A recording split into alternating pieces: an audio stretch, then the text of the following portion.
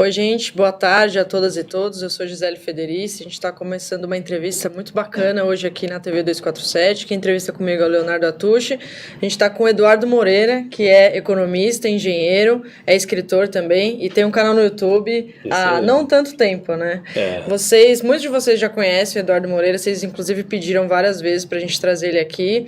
E ele explica economia de uma forma muito fácil e de uma forma diferente também, porque a gente nunca ouve essa coisa de distribuição de riquezas e, principalmente no Brasil, concentração de riquezas, né? Que é o ponto que você mais toca. Mas você é um cara que tem uma trajetória dos bancos, né? Isso. Você se formou na Califórnia, depois estudou aqui também, então Isso. vem de uma trajetória mais conservadora do mercado. Dá para se dizer que você foi banqueiro, né? Isso. Não, fui verdadeiramente banqueiro. Exato. Um banqueiro na TV 247. Exato, olha só. E aí, só que agora você fala que tem gente que é muito rica, tem gente que é muito pobre, a gente precisa dividir isso aí, e que tá tudo errado, e que cada vez que as pessoas são mais ricas, elas pagam menos impostos. Então, como é que se transformou esse Eduardo Moreira? Tudo bem. Como é que você ficou de esquerda? Em primeiro lugar, obrigado aí pelo convite de vocês, é muito bacana estar aqui. Conheci um ex-colega de vocês há pouco tempo, que foi um cara que eu fiquei encantado, o Gessé, né? Então eu aproveito para deixar um abraço para o meu amigo Gessé. E eu tenho uma origem super conservadora, uma origem super capitalista, né? Em termos de onde eu nasci, a família que eu nasci. A escola onde eu estudei um pouco menos, eu estudei no São Vicente, no Rio de Janeiro, que é uma escola até mais conhecida como sendo uma escola mais de esquerda, assim. Mas, trabalhei no mercado financeiro durante 20 anos, então, naturalmente, eu sempre fui aquele cara meio que programado mentalmente para acreditar na eficiência dos mercados, para acreditar que o lucro é aquilo que deve ser buscado a todo custo, o resto acaba que se resolve ali, acreditar muito que a solução para a pobreza e para a miséria é a questão de você doar, fazer um trabalho voluntário, não sei o que é isso que resolve. E à medida que eu fui ficando mais velho, alguns eventos foram acontecendo na minha vida e que me jogaram nessa caminhada um pouco mais progressista, assim, que hoje ficou muito mais progressista, né? E de esquerda mesmo. As pessoas têm medo de falar de esquerda. Para a definição histórica de esquerda é uma coisa bonita pra caramba, né? Na Revolução Francesa, a turma que queria acabar ali com o absolutismo, com aqueles absurdos todos, com aquela desigualdade toda, sentava do lado esquerdo. Então é isso. Eu luto contra esse tipo de crueldade, esse tipo de desigualdade. E o primeiro evento que aconteceu foi quando eu estudava na PUC, engenharia, e teve um projeto que eu me inscrevi para poder fazer um estágio, e era um projeto junto com o Serviço Social da PUC, dentro das principais favelas do Rio de Janeiro, e eu fiquei durante 2 anos nas comunidades mais carentes do Rio de Janeiro, fazendo estudos para contenção de encostas, para não haver o deslizamento de encostas, que é um dos maiores problemas que você tem no Rio. Você tinha muito saco plástico, e aquele negócio se acumula ali no talude, né, na montanha ali, e quando chove, aquele saco plástico junta a água toda e desce destruindo tudo. E eu passei 2 anos vivendo uma realidade que eu não tinha ideia que existia, mas não tinha ideia mesmo. E eu falo, me arrepio, porque eu me lembro até hoje de entrando. É um labirinto, né? Uma favela, uma comunidade carente é um labirinto. Você entra, o pessoal que entra para fazer ali a caridade, não sei o quê, e estou falando isso sem menosprezar e caricaturar o negócio, mas para ali na associação de moradores, na quadra onde tem um baile funk, não sei o quê. Quando você entra na comunidade de verdade, é uma casa subindo por cima da outra, você chega lá em cima, você não sabe voltar. E no meio desse caminho, eu via crianças com 2, 3 anos de idade brincando no meio do esgoto, um em cima jogando água pro outro, e aí a mãe saía chorando, desesperado, meu filho tá com esse problema, pelo amor de Deus, doutor, me ajude, não sei o quê. E aquilo foi meio que um choque total, assim, é um mundo que você não conhece. Um pouco a história do Siddhartha Gautama, que não deixavam ele sair das palácio, muralhas, né? E deixam ele sair eu saí do meu palácio, e aquele negócio foi muito forte para mim. E aí depois disso eu fui estudar nos Estados Unidos, estudei economia lá nos Estados Unidos, voltei para o Brasil, entrei no mercado financeiro e voltei a me afastar dessa preocupação social. Só que à medida que eu fui ficando mais velho, eu voltei a ter um interesse muito grande pelos estudos, assim, né? E comecei a estudar muito, muito, muito. Eu sou um cara muito de fazer conta, sou um engenheiro que parou na economia. E quando eu comecei a fazer conta, o negócio, e cada vez ganhando mais posições ali no mercado financeiro, me tornando banqueiro no final, os segredos foram todos caindo, um atrás do outro. E eu comecei a ver como o negócio funcionava. E quando eu vi como o negócio funcionava, eu fiz a conta, eu falei, peraí, eu não posso fazer parte disso. É aquilo que eu brinco o seguinte, de repente você compra essa blusa que você está usando numa marca de roupa, você comprou a vida inteira, você adora aquela marca de roupa e você vive numa boa com isso. Aí um dia você vê ali a fábrica, resolve olhar ali na janela e você vê o cara que está fazendo dando uma chicotada no outro que está acorrentado. Você não vai mais comprar aquela roupa e você vai começar a lutar para que aquilo não aconteça. Se você continuar a comprar roupa depois daquilo, existe um problema nessa história, né? E eu falei assim, esse negócio não pode continuar. E tentei começar a mudar o sistema de dentro. Até que eu cheguei à conclusão, que é a conclusão que eu tenho hoje em dia, que é absolutamente impossível, principalmente se falando de mercado financeiro, você mudar a forma como as coisas funcionam de dentro do mercado financeiro. Eduardo, deixa eu só trazer uns comentários, porque tem muita gente aqui se manifestando e a gente vai avançar nessa sua ideia. Ó, a Eliana Gregolini, sou ex-bancária e aprendo com ele todos os dias. Luciano Souza, esse cara é demais, sou fã dele da forma como ele explica as coisas. A sua popularidade está tão em alta aqui que o Júlio César está dizendo, quero Eduardo Moreira, ministro da Economia do governo de esquerda que este país um dia terá. E olha o superchat que chegou. Você chegou aí já? E já tem aqui o Zé Carlos Medeiros dizendo que você é o novo Engels do planeta. Está só à espera de um Marx para que a gente tenha um novo manifesto aí. Você falava, acabou de dizer que você tentou mudar o sistema por dentro e chegou à conclusão da impossibilidade. Algumas pessoas dizem, inclusive, que o sistema financeiro, da forma como está estruturado, ele é um problema para a economia, porque ele tira riqueza, ele não cria riqueza, ele subtrai riqueza da sociedade. E aí eu queria que você detalhasse um pouco mais para quem não conhece os meandros do sistema. Você sabe que vocês dois usaram, e eu fiquei muito feliz com isso, vocês dois usaram uma palavra que eu fiquei muito feliz, né? Foi riqueza e não dinheiro. Existe uma confusão muito grande das pessoas hoje em dia, e o livro que eu lanço no começo desse ano é sobre isso, um livro que o título provisório é Desigualdade, entre o que é riqueza e o que é dinheiro. Dinheiro é uma coisa que vale nada, não quer dizer nada, porque é um pedaço de papel escrito, sujo, pequeno, não serve para nada aquilo. Você quer saber qual o valor de dinheiro? É o seguinte, fica trancado num cofre com 10 milhões de dólares durante uma semana e vê se daqui a uma semana você vai voltar vivo. A única coisa que tem valor é a riqueza, né? E o que é riqueza? Riqueza é o seguinte, essa água que a gente está tomando, essa caneca, é o leite que a gente toma, a carne que a gente come, tudo isso é riqueza. Só que hoje em dia as pessoas não pensam mais em riqueza, as pessoas pensam só em dinheiro. Você tem um sonho com um cofre com 10 milhões de dólares, você não tem um sonho com um monte de maçã, um monte de laranja, um monte de coisa, que é a verdadeira riqueza. E elas tentam achar a solução imaginando uma solução que traga o dinheiro suficiente para todo mundo. Mas se dinheiro fosse o problema, a gente pegava a Casa da Moeda, tacava lá para emitir nota, acabou o problema de todo mundo. E não é, e é riqueza. E eu vou chegar na questão dos bancos com esse raciocínio que eu estou fazendo. E o que é a riqueza? A riqueza são coisas que a gente consegue ou produzir, né? Ou que a gente dispõe de energia, do trabalho que a gente tem, ou coleta e caça, etc. E para toda riqueza que a gente tem, precisa existir um investimento. Não existe a gente gerar nova riqueza sem ter um investimento. E o que significa investimento? Investimento significa você abrir mão de uma riqueza que você já tem hoje, ficar mais pobre aquilo que você abriu mão, esperando que, num momento no futuro, isso que você abriu mão de riqueza volte como um pedaço maior de riqueza. Pois bem, isso sempre existiu durante todo o tempo, até que em um certo ponto da evolução, passou a existir a propriedade privada.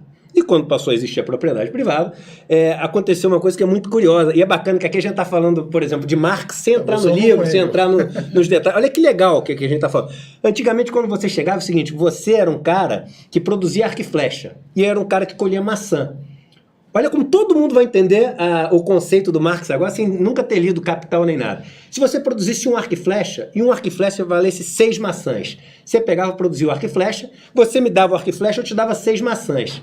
Se amanhã você não queria mais as maçãs e quisesse o arco e flecha, você conseguia trocar as 6 maçãs de volta por o quê? Por um arco e flecha. Claro. Não era essa a razão de troca? O que acontece depois que você passa a ter o dono do meio de produção? Você produz o arco e flecha.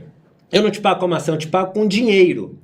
Amanhã, se você pegar o dinheiro que você recebeu e tentar comprar um arco e flecha, você não consegue comprar arco e flecha. Ou seja, no meio do caminho tem a mais-valia. Você produziu, mas entende como sem falar mais-valia você consegue entender? Ou seja, você produziu uma coisa e recebeu uma coisa em troca. Só que o que você recebeu em troca não vale aquilo que você produziu, porque ficou um pedaço com um cara que não tem, que é o dono da história. Isso é importante porque aí a gente fala o seguinte, e alguém tem que investir para criar essas coisas. E esse investimento é o que gera a nova riqueza. Por isso que para um país crescer, ele tem que ter investimento. É um dos maiores problemas do Brasil. A gente investe pouco aqui no Brasil, principalmente em infraestrutura, etc. E a gente consegue crescer pouco aqui, tem um crescimento potencial pequeno.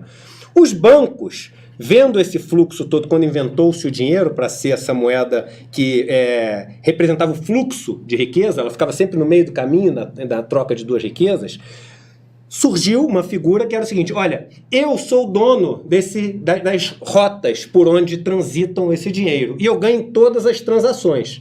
E começaram a surgir esses banqueiros. E no meio da história, começou esses banqueiros a meio que otimizar o mercado e falar o seguinte, olha, quem tem mais, tem recursos em excesso, pode emprestar dinheiro para quem está faltando, e isso cumpre um papel, porque esse cara vai pegar isso que está faltando para poder investir e gerar mais riqueza também. Essa é a visão inicial dos bancos, né? Inicial. O banco é legal, ele está fazendo esse papel de... Só que aí ele percebeu no meio do caminho, as pessoas perceberam, que ao invés de você ganhar a sua riqueza como uma parcela da riqueza que já era criada, que quando existia uma sociedade tribal era o que fazia sentido, por que era o que fazia sentido? Era todo mundo, ninguém era dono da terra, isso é uma invenção que o Carlo Polanyi fala muito bem, né? Um ativo fictício, né? No terra, sou dono da terra. Quem disse que é dono da terra? Um dia um cara chegou e falou, eu sou dono dessa terra, porque ninguém fez. Começou assim, né? Mas o ponto é o seguinte, quando você... chegou e passou a ter essa história, o cara não falava o seguinte, olha, nós temos que produzir tanto e a riqueza da comunidade é o que faz todos da comunidade serem fortes, se a comunidade se protege, a comunidade vai ficando cada vez mais rica, uns têm mais dinheiro que outro, mais riqueza que outro, não sei o quê. Não. Eu tenho que juntar o máximo possível. E o máximo possível que eu junto, ou pode ser da riqueza gerada, ou pode ser tirando da riqueza de alguma das pessoas do meu próprio grupo, que é uma coisa louca que você está pensando. Você está enfraquecendo o seu grupo, que é quem defende. E aí você começa a enfraquecer o conceito de nação. Porque nação é o grupo, Estado é a pessoa jurídica que representa esse grupo.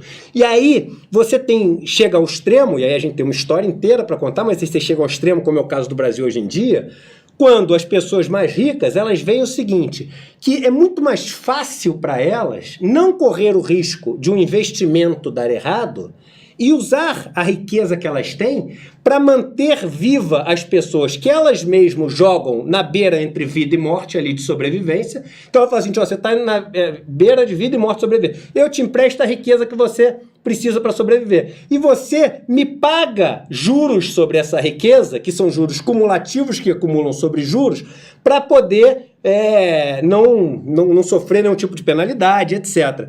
E aí não se gera riqueza nova nenhuma, e esse cara, ele passa a enriquecer só de uma riqueza que é tirada daqui. Por isso que, na maneira como a gente tem o spread de juros, etc., no Brasil hoje em dia, a dívida é um instrumento praticamente só de transferência de riqueza.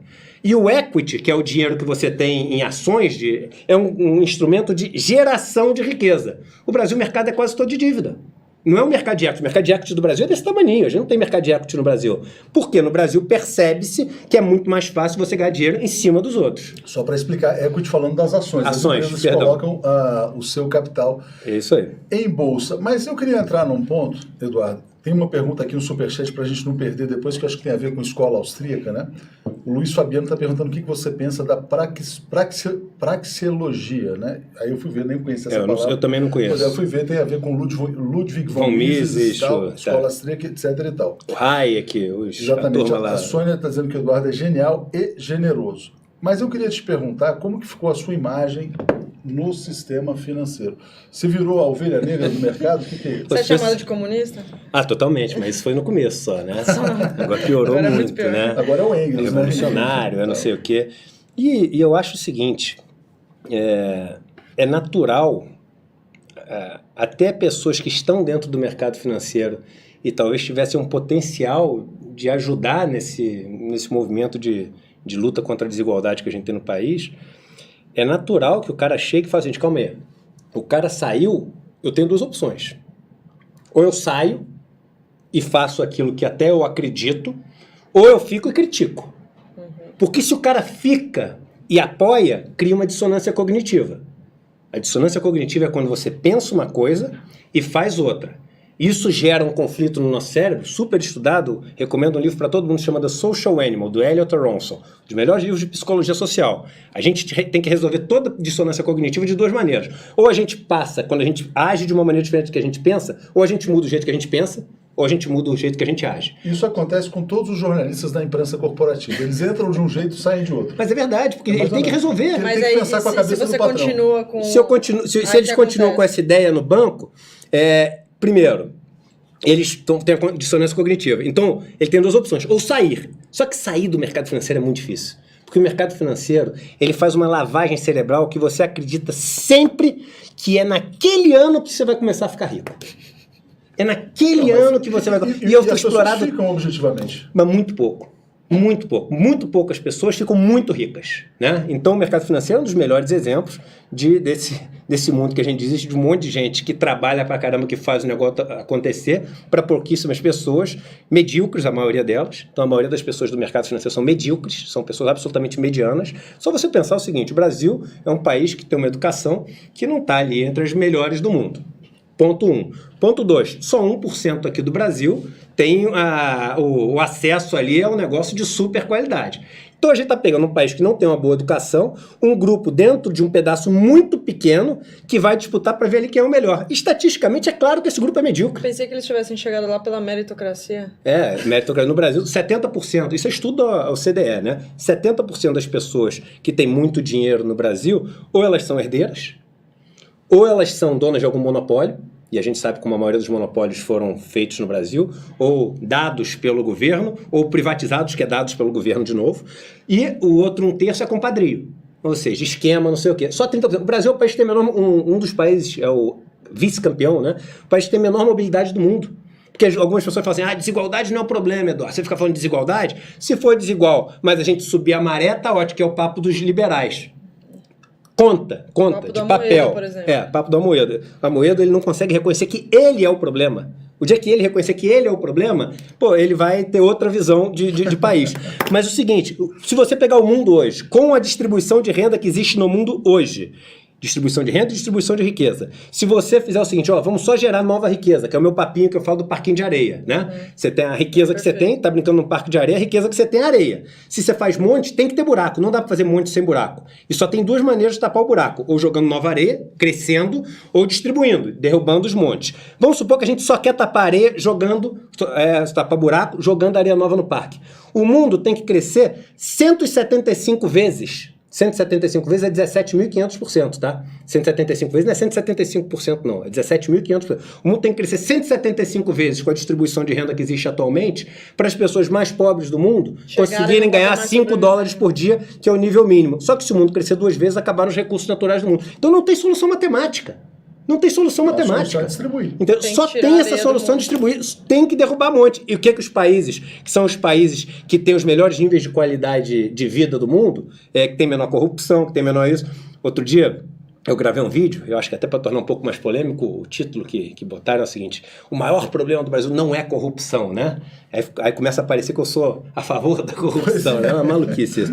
Eu sou absolutamente contra a corrupção. Aliás, isso é uma coisa engraçada, né? Eu queria um dia, grava um vídeo alguém que é a favor da corrupção, só pra gente ver se tem alguém, né, que vai fazer. Eu sou a favor da corrupção. Tem aquela turma que pegou a faixa e botou "Somos todos Cunha". Na época do impeachment teve isso. Somos todos Cunha. Eu quero ver, eu acho interessante isso. Todo mundo é óbvio que eu sou contra a corrupção. Olha os meus atos, as coisas que eu faço na minha vida. Eu não preciso dar satisfação com a vida que eu levei até hoje. Mas o ponto é o seguinte: ninguém é a favor da corrupção. Todo mundo acha que tem que ser punido, que tem que ser severo, que tem que ser etc. Mas o maior problema do Brasil não é nem de perto a corrupção. Mas, Eduardo, olha só, tá tendo uma piracema de superchat aqui.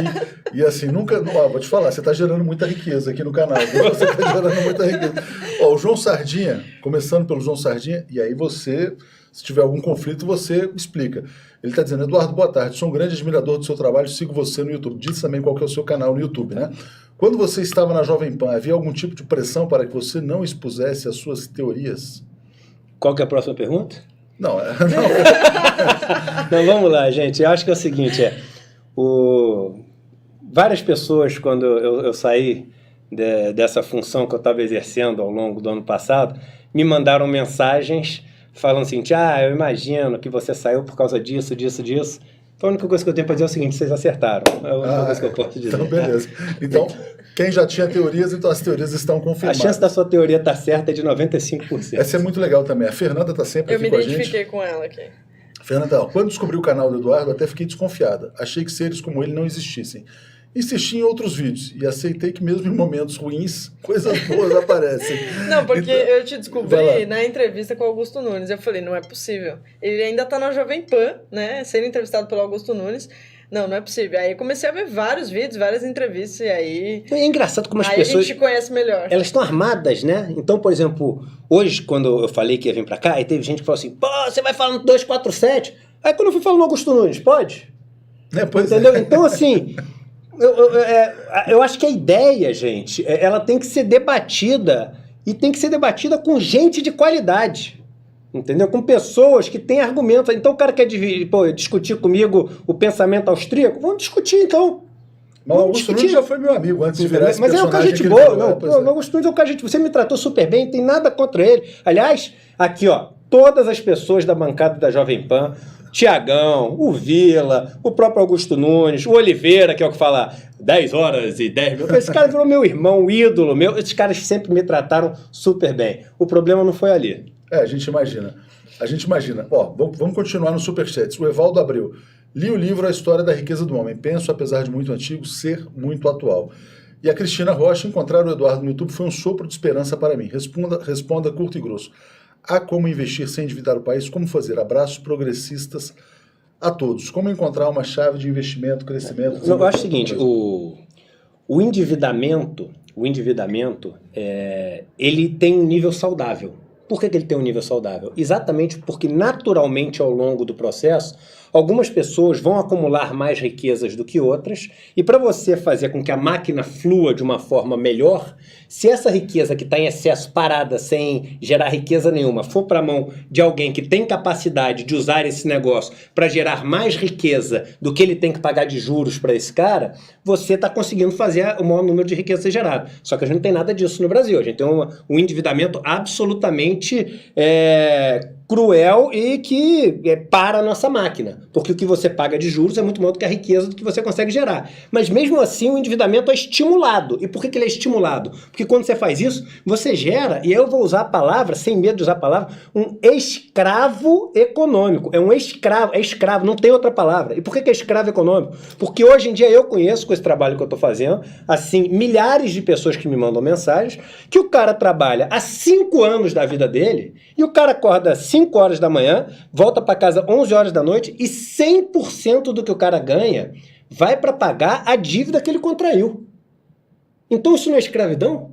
Se todo o fruto do trabalho que ele tem diariamente, e aí o cara comprou o quê? O cara comprou uma cadeira nas Casas Bahia, comprou uma televisão na Marabras, comprou um não sei o que, etc. O cara já pagou, assim, 50, e aí sei lá, eu não gosto de usar a palavra culpa, mas nem o problema da Casas Bahia, não sei o quê, porque quem faz o financiamento às vezes não são nem esses caras. Mas o ponto é o seguinte, o cara já pagou 10 vezes aquele sofá, 10 vezes o sofá, e ele deve 100 vezes o sofá.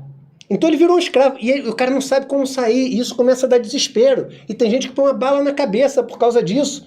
E o cara na outra ponta, ele tá só pensando o seguinte, fala assim, vem cá, já tiramos 10 sofás do cara, como é que a gente tira mais 30? É só isso que o cara pensa, é desumano o negócio. Ele não sabe que do outro lado tem um cara que é pai de filho que nem ele tem. Mas esses caras chegam em casa, dormem numa boa, assim, tranquilo, consciência tranquila. Cara, eles dormem. Por quê? Seus ex-colegas de trabalho. Porque aí eles pegam ali os 4 relatórios da escola austríaca e arranjam uma coisa para acreditar, achando que aquilo ali um dia vai fazer o mundo funcionar direito. E aí, o que eu tento trazer nos meus vídeos é o seguinte, eu falei escola austríaca brincando, tem 10 milhões de maneiras de você fazer a lavagem cerebral, dizendo pro cara que ele não está cometendo uma coisa errada, que o que ele está fazendo é justo, que existe na outra ponta também. Tem um monte de gente que mata a gente na rua porque você está convencendo ele que aquilo que ele está fazendo é por um bem maior, né? E a pessoa acaba acreditando porque ele precisa acreditar em alguma coisa, se apoiar em alguma coisa.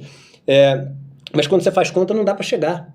Eu fiz uma conta há pouco tempo atrás, que aliás é um vídeo do meu canal. Você falou do meu canal. Meu canal no YouTube é Eduardo Moreira. Mais fácil impossível. Beleza, hein? Vamos Você lá. entrar no canal do YouTube Inscrevam-se, Eduardo né? Moreira, você vai entrar. Eu fiz uma conta outro dia que eu falei, agora eu vou convencer a galera. E realmente esse vídeo bombou. Que eu falei assim, ó, se você no Brasil é pobre ou classe média, pode perder a esperança. Não tem esperança. Esse bombou mesmo. E por que não tem esperança? Porque é o seguinte, se eu fiz uma conta, pegando os dados do IPEA e do IBGE, o número de pessoas que moram no Brasil em domicílios que ganham até R$ 2.300 por mês o domicílio inteiro, e falei o seguinte, para essas pessoas ganharem R$ 1.500 a mais por mês. Tá? Por que 1.500? Porque eu escolhi 1.500, é uma planilha, você pode botar o valor que quiser. Mas eu botei 1.500, se você for pegar o Diese, tá? Ele bota R$ 4.000 como o mínimo que o brasileiro deveria ganhar para ter uma vida de qualidade. No meu caso, está até um valor bem abaixo disso, como a média desse valor é em torno de R$ 1.000 e poucos, um pouquinho acima do salário mínimo, eu estava falando de R$ 2.500. Para todos os brasileiros ganharem pelo menos R$ 2.500, esses 50% mais pobres, você teria que ter um aumento, tá? De uma geração de riqueza, não estamos falando mais de dinheiro, de 1 bi 300, tá? De 1 trilhão e 300 por ano. 1 trilhão e 300 por ano, aí você fala, pô, moleza, o nosso PIB ali está quase perto de 7 trilhões, a gente consegue fazer. Só que calma aí.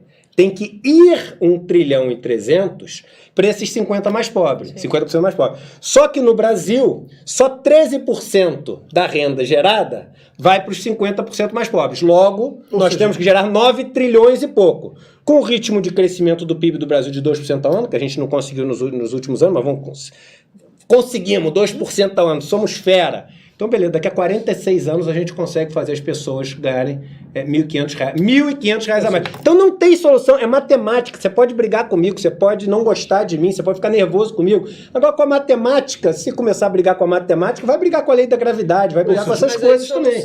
O Brasil cresce. Reforma tributária. Só tem duas maneiras. O Brasil cresce concentrando. Você vai falar, mas 100%, 100%. Eduardo, você vai falar da solução. Deixa eu só passar pelo superchat, porque senão eles vão desaparecer aqui, é muita gente, né?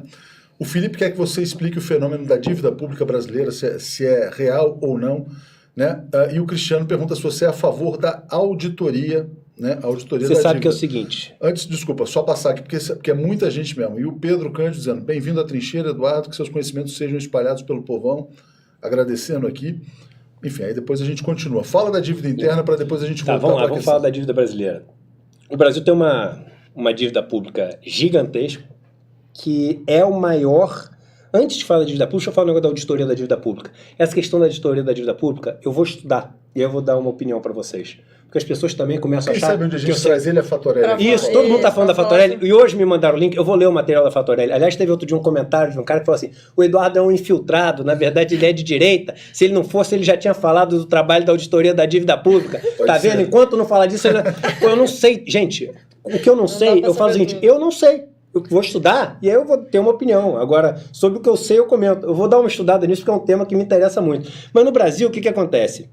A dívida, o endividamento que a gente tem no Brasil, em outros países do mundo também, é sempre importante falar que em outros países do mundo vive-se esse problema. A gente é campeão, porque a gente é o país mais desigual do mundo. 1% no Brasil concentra a maior renda dentro da sociedade, mais do que os sheiks árabes, mais do que os países da África abaixo do Saara, etc., subsaarianos. Mas, o que a dívida pública faz? Olha que interessante, como tudo é engenharia no final da história. Você pega e o país tem que investir para gerar riqueza. Por quê? Porque a riqueza vai sendo consumida. Toda a riqueza que você tem, ela vai sendo consumida. Aqui tinha água, não tem mais água. Então tem que gerar nova riqueza. Uma sociedade que não gera riqueza, ela entra em colapso. Ela deixa de existir. Vai nas pirâmides do Egito, não tem mais nada lá. O tempo faz a riqueza ser consumida. Então você é obrigado a gerar, a produzir riqueza. E quem faz isso normalmente é o poder público, né? E as pessoas individualmente têm o direito de fazer isso. Em um dado momento, existe um mecanismo, que eu hoje em dia falo que é como se fosse um vírus que tu põe no software ali, onde as pessoas que detêm as terras, os meios de produção e o capital financeiro, elas chegam e falam assim, olha, temos que gerar riqueza porque a gente, em nome do progresso, em nome de alguma ameaça externa que pode ser criada ou real, não sei o quê, temos que gerar riqueza. Mas como é uma riqueza para todo mundo, quem tem que investir é o dinheiro de todo mundo, que é o poder público. O poder público é o dinheiro de todo mundo. E aí o poder público fala assim, beleza, mas eu não tenho esse dinheiro. Aí o capital privado fala o seguinte, eu te empresto. Aí fala, me empresto, eu te empresto, depois você me paga. E aí começa a endividar. endividar. Aí o poder público chega no nível de endividamento tal, como a gente tem no Brasil hoje em dia, estamos falando já de dívida interna brasileira, que paga lá seus quase 500 bilhões de reais por ano de juros, que o governo chega e fala assim, acabou, meu montinho de areia tá flat, não tem, tá plano aqui, não tem mais nada, não tem mais capacidade de investir. Aí o cara que gerou o problema lá atrás, ele fala assim, não se preocupe, eu te ajudo.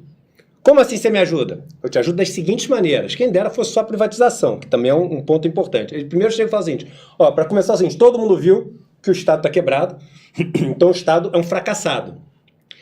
Quem é bem sucedido sou eu, que consigo gerar lucro, criei esse meu império, tenho meus 400, 500 milhões de reais aqui. Então é o seguinte, já que você viu que eu sei fazer as coisas, o Estado não sabe, me elege para eu tomar conta. Esse é o Amoedo, tá? Ele está incorporando o Amoedo aqui. Me elege para eu tomar conta porque eu sei como fazer riqueza. Segunda coisa é o seguinte, eu vou assumir, mas vocês já viram que como o Estado não tem capacidade de investir, quem tem capacidade de investir são só os mais ricos do país, tem que dar moleza para os mais ricos. Então vão mudar as leis, além de me eleger, elege os legisladores, aí é a falsa democracia, as pessoas elas não elegem a quem representam elas, elegem quem representa os outros, achando que vão ajudar elas. Então, é uma falsa democracia. Mas antes tem uma lavagem cerebral, porque as pessoas começam a achar que são representados por isso. O trabalhador votando no Dória. Exatamente, o trabalhador votando no Dória. Aí o cara chega e bota o poder legislativo todo dos dele e fala o seguinte, olha, vamos dar moleza. O que é? Subsídio. 400 bi por ano no Brasil de benefícios, subsídios, isenções fiscais, não sei o quê. Vamos diminuir impostos, como está todo mundo falando, dos mais ricos. Por quê? Curva de Laffer. Você diminui e aí vai aumentar a produtividade, vai aumentar... Balela a curva de Laffer, e os Estados Unidos ia bem até 1980, quando a historinha de curva de Laffer, a Thatcher na Inglaterra e o Reagan nos Estados Unidos começaram a implantar essa historinha de curva de Laffer do neoliberalismo de diminuir os impostos. Olha o gráfico de desigualdade nos Estados Unidos, o U é ali, em 1980. Hoje em dia os Estados Unidos vivem um caos. Não vive porque eu fui lá ano passado, foi em Orlando. Foi no Parque do Mickey, entendeu? Aliás, então foi em Nova York. O que mais tem nos Estados Unidos hoje é a gente se dizendo socialista. Você sabe o que eu faço? Eu vou fazer esse desafio para você e para você que está nos assistindo. Você sabe como é que você tem que pensar no país? Seguinte, passa a acreditar em reencarnação, só por um segundo aqui. Eu não estou falando que eu acredito ou não acredito, não. E aí você pensa o seguinte, em qual país eu queria nascer na próxima vida? Eu tenho certeza que não é nos Estados Unidos. Porque estatisticamente a chance de você nascer nos Estados Unidos e ter uma vida boa vai ser, assim, 100 vezes mais baixa do que se você nascer numa Suécia, se você nascer numa Noruega, se você nascer na Suíça, na Espanha, na França, na Inglaterra, qualquer outro país desses. Até Portugal, qualquer país desses. Então você tem que pensar, não adianta você pensar no parque da montanha-russa. Você tem que pensar o seguinte, eu nasci nos Estados Unidos, vai ser aleatório, estatístico. A chance de você nascer na roubada é enorme nos Estados Unidos. Bora fazer uma rodada de superchat aqui. Vamos lá. Yara Jamal, canal A Nova Máquina do Tempo tem um vídeo interessante sobre a saída do Edu da Jovem Pan. Tem uma entrevista do Eduardo lá também, então tá entregando ouro aqui. A Sônia Regina tá dizendo, quando se vê como é o método dele de domar cavalos, falaremos disso, já dá para saber quem ele é. Acompanhe o canal dele e sou fã. Salve, Eduardo, naquele ótimo vídeo que você fez sobre a impossibilidade de pobres e superpobres aumentarem R$ 1.500, acaso não faltou considerar o crescimento populacional, aí fica mais difícil ainda. Fica mais difícil. Fica mais difícil ainda. Alexandre Uchoa, o país teria como voltar a crescer e gerar emprego sem voltar a investir em obras, consequentemente sem resolver os entraves da Lava Jato, que é uma questão. Evaldo viu o vídeo, recomendo muito. O Gasparotti dizendo, sugestões aos editores, chamem o Eduardo e o Nassif para um debate sobre economia. Vou fazer a rodada geral. Desculpa, gente, porque é muita gente, tem muito tema para a gente passar aqui. A Nádia Amadeu, Eduardo, sempre assisto, você é uma ótima luz nesse momento. Bem-vindo aqui. O seu vídeo que fala que a corrupção não é o mal maior foi ótimo. E André Brito mandou essa moeda que eu não sei de onde é. Acho que é dólar canadense. Pode ser. Eduardo, você é uma luz no fim do túnel. Então tem luz no fim do túnel, porque tem gente que fala que tem um túnel no fim da luz. E, Fernanda, se o Brasil tratasse a sua negação com seriedade, teríamos resolução de grande parte do problema da distribuição. Deixa eu voltar para o tema, então, dos impostos. Tem abaixo do neoliberalismo. Então vamos lá, abaixo do neoliberalismo. Finalmente trouxeram o Eduardo. Já sigo há 6 meses, você é um iluminado, Eduardo. Debatam também com a Fatorelli. Eu posso tirar isso aqui? Por favor, tá. Vamos pegar água para você também, daqui a pouco vamos cortar, eu pego uma água. Você defende que os ricos paguem mais impostos? Isso seria bom para a economia? Então explica por que o rico tem que pagar mais impostos. E aí já fala da reforma tributária. O Bolsonaro fala que a vida do rico é muito dura no Brasil. Então, meu Deus do céu, dos tem patrões, coisa... né? Corta nele aqui. Gente, uma boa, cara. Para começar, é o seguinte. os ricos no Brasil, eles vivem dentro de um paraíso fiscal. Como é que você calcula quanto de imposto que uma pessoa paga? Primeiro, tem o imposto que você ganha quando você é empregado de algum lugar, é o imposto de renda pessoa física que você paga, e esse imposto de renda, às vezes a pessoa fala, o cara paga 27,5%. É mentira. Por que é mentira? Porque até, sei lá, até 2.000 e pouco, eu não sei, não lembro das faixas de cabeça. Você paga 0, aí depois você paga 7,5, depois você paga 15, depois aí chega lá nos 27,5. Então, quando você olha o imposto médio brasileiro, e você sabe que a maior parte da população brasileira está ali entre, sei lá, R$2.000 e R$8.000, né, a classe média brasileira, você vê que a alíquota média é muito mais baixa do que isso. O cara que ganha acima de R$20.000, a maior parte dessas pessoas consegue ganhar o dinheiro grosso via dividendos nas empresas que eles têm. E aí, ou o cara abre uma empresa no Simples, onde você tem um limite super alto comparado com o resto do mundo, então você pode pagar até 6% de imposto só sobre o que você paga, sobre o faturamento que você tem, ou outros modelos que a gente tem no Brasil, de lucro presumido, etc., que você paga uma alíquota pequena. Aí eu vi, por exemplo, essa semana saiu num jornal, colocou assim, Brasil, que agora assim, as notícias estão saindo de um jeito ultra canalizado, está dando vergonha ler jornal. Brasil é o país do mundo, dos estudados pela OCDE, que mais paga imposto dentro das empresas. Aí bota lá, imposto pessoa jurídica, aí bota imposto que as empresas pagam, 34% Brasil. Aí bota para baixo assim, Inglaterra, França, não sei, tudo para baixo, né? Aquele negocinho. Olha que desonestidade intelectual esse negócio que um jornal coloca. Em primeiro lugar, o cara não paga exatamente isso, porque no Brasil existe uma figura que é o juros sobre capital próprio, que você pode pegar o patrimônio da sua empresa e aí você pega a taxa de juros de longo prazo em cima daquele patrimônio e em cima disso você só paga 15%. Então já caiu de 34%, já é mentira os 34%. Em segundo lugar, nessas empresas, quando o cara tira o dinheiro da empresa, ele paga um super imposto de dividendo. Então, na França, sabe quanto é que dá essa soma? 64%. Sabe quanto que dá nos Estados Unidos? 57%. Pessoa física.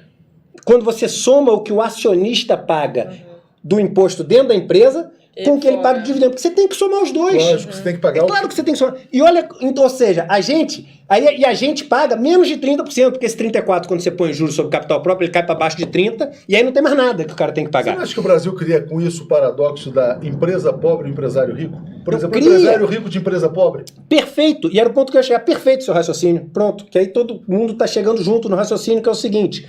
Quando você tributa muito dentro da empresa e não tributa nada fora, qual o incentivo que o cara tem para deixar o dinheiro dentro da empresa? Zero. Por isso que o mundo inteiro faz isso de uma forma muito mais inteligente.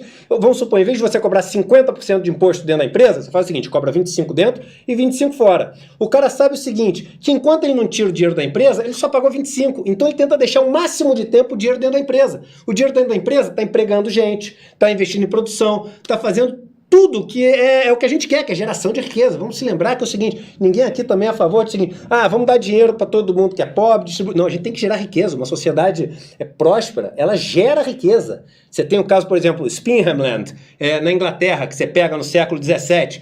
Spinhamland foi um desastre. Quando quiseram fazer aquela renda mínima, independente do que o cara trabalha, não sei o quê, foi o colapso. E aí depois você teve que ter todas aquelas leis inglesas para poder... Acabei de ler um livro de um cara que fala que não foi tanto colapso assim, defende renda mínima para todo mundo. Não, mas aí que tá. Mas você ter a renda mínima como solução, aí eu volto pro negócio de riqueza e de dinheiro. Se não gerar riqueza, não tem como. Não tem como. Tem que ter leite para beber. Tem que ter, porque senão, assim, que é o nosso dia a dia.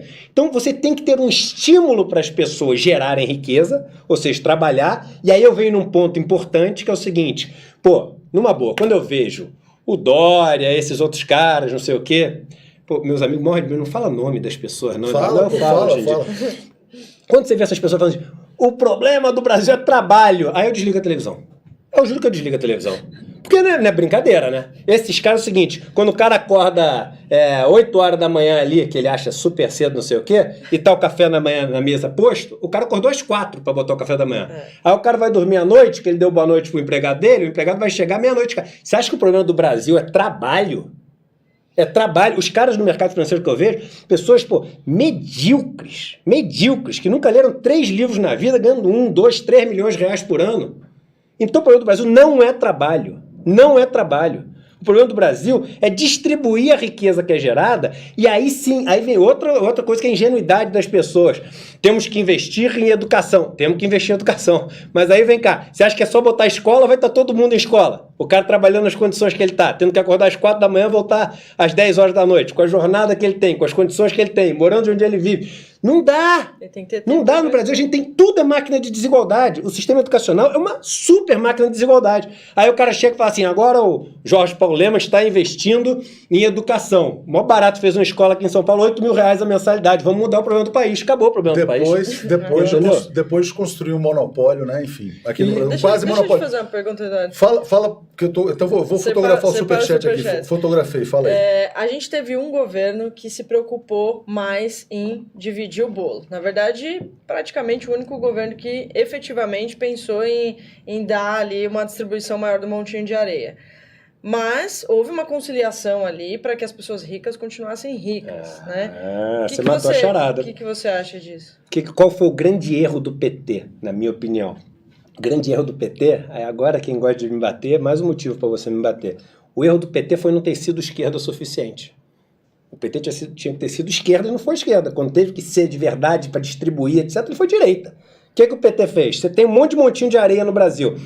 Montinho não, no Brasil são montões de areia. E buracos onde não tem mais areia. Você chegou no cimento ali da história. Os 2 crescimentos que a gente teve saudáveis no Brasil foram quando a gente teve Plano Real, quando você acaba com a inflação, cai areia para os mais pobres, que a inflação destrói qualquer pessoa mais pobre, porque ela não tem acesso ao mecanismo de rentismo ali, de renda, e quando você teve a distribuição de renda que o governo do PT fez nos primeiros mandatos do Lula. Só qual foi o grande erro do Lula? Você tem vários montes de areia, do qual você tem que derrubar para tapar os buracos. Qual o único monte de areia que ele botou para poder derrubar? O do Estado. O único. E não tem problema se ele tivesse feito para começar o processo. Mas qual o monte de areia que ele não teve a capacidade, coragem, tempo, iniciativa? Aí você arranja um motivo, cada um vai dar um motivo. Ele não mexeu nos montes de areia dos Gerdaus, dos Setúbals, ele não mexeu. Os montes de areia desses caras só cresceram. E aí não tem como, porque a riqueza é finita, gente. Ela acaba, é matemático, entendeu? Então foi uma plutocracia que a gente viveu ali. Mandavam quem eram os ricos. Então, o que faltou? Começou a derrubar areia, aí foi derrubando. Agora tem que mexer nos montes. Nesse aí eu não posso mexer. Porque senão eu não vou ter governabilidade, senão eu não vou ter... Mas continua a tirar desse que ainda dá. O que a gente tem hoje? O monte do Estado não tem areia nenhuma. E aí qual é a solução agora? Vamos privatizar. Vamos privatizar o quê? A Caixa. Vamos falar da Caixa, mas antes disso aqui, já que você falou do Lemann, tá aqui o Zé Alberto dizendo: estou aqui em João Pessoa tomando uma cerveja não golpista. Então, parabéns por tomar uma cerveja... Não, porque esses caras também apoiaram aí impeachment e tal. Acharam que, mesmo assim, mexendo só no Estado, estava demais. Não podia. E o Felipe Torres, então, está fazendo uma pergunta que eu acho que é importante você responder. Qual a sua opinião sobre a prisão do Lula? Antes da gente voltar para os temas econômicos. Nunca respondi sobre isso. Sempre tive medo de me fazer essa pergunta, porque isso vai me deixar mais polêmico. Agora é um superchat. Pode beber um gole d'água, né? Bebe uma água e pede um uísque aí, se quiser. O que eu acho, cara? E eu fui um cara, porque por causa da minha origem, eu sempre fui ultra crítico do Lula e etc. Casei, minha esposa fez a Dona Marisa no filme do Lula, você acredita? Minha esposa conheceu ele pessoalmente e tudo, não sei o quê. E ela ficou também super decepcionada com coisas que saíram, etc. Mas o que eu acho, assim? Eu não vou entrar no mérito de discutir se o sítio não é, não sei. Eu não sei, eu não gosto de discutir coisa que eu não tenho uma vantagem competitiva para dizer se é ou não é. Tem um monte de prova aí, ou não prova, etc., que está sendo discutido. O que eu vejo é que, na minha opinião, a prisão do Lula, ela me parece, com o que existe de processo que foi cumprido, correta e injusta. E eu vou explicar o que eu quero dizer com correta e injusta. Correta porque se o cara foi julgado por um tribunal que existe, a gente pode questionar se o tribunal é bom ou não, se é enviesado ou não é. Mas se foi julgado por um tribunal que existe, é legal, e esse tribunal chegou e falou o seguinte: olha, ele é culpado e a pena dele é tanto, e aí foi para a segunda instância e confirmou o negócio, etc., e a lei diz que tem que ser preso, então, correto do ponto de vista formal. Isso, é correto. Agora, é o seguinte, o que é a visão de justiça para mim? É a balança. É o seguinte, O que funciona para um, funciona para todo mundo. E aí, claramente, a prisão dele me parece injusta.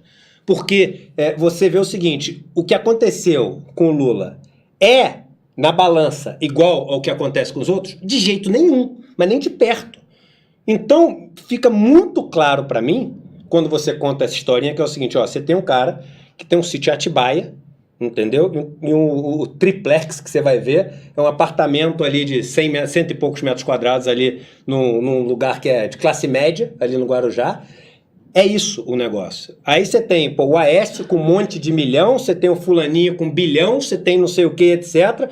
Só que qual era a diferença? O Lula era o primeiro lugar nas pesquisas. E era o cara que tinha tudo para ser eleito. Aliás, foi o que disse ontem então, o Jean-Luc Mélenchon, da França insubmissa, dizendo que o Lula foi vítima de perseguição para ser arrancado do processo eleitoral. Mas para mim, assim, é tão claro quanto essa água que eu estou bebendo.